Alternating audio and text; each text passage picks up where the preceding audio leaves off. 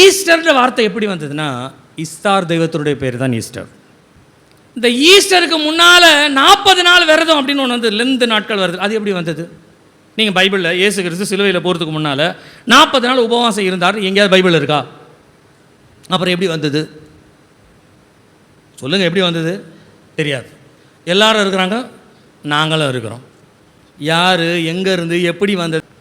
40 நாள் கறி சாப்பிட மாட்டேன், மீன் சாப்பிட மாட்டேன், இதை செய்ய மாட்டேன், அதை செய்ய மாட்டேன் அப்படின்னா 41வது நாள் எல்லாம் செய்யலாம்.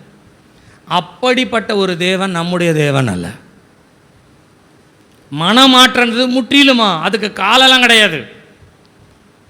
அப்போ நம்மை நாமே ஏதாயிலும் ஒன்று செய்து கொள்ளணுன்றதுனால நீங்கள் பாபிலோனியனுடைய வழிபாட்டு முறையினாலே உருவாக்கப்படுகிற முறை நிமித்தமாய் வந்தது தான் இந்த லெந்து நாட்கள் என்று சொல்லப்படுவது.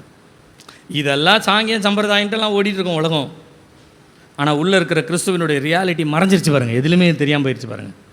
அதே போல் தான் நான் சொல்கிறேன், தப்பாக எடுத்துக்காதீங்க.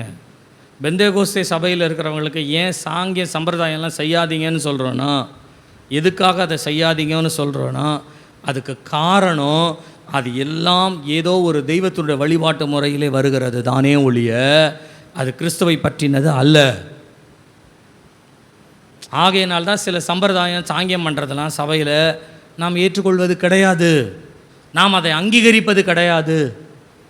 ஏன் அங்கீகரிப்பது இல்லை என்று சொன்னால் அது தேவனுக்குரியது இல்லை.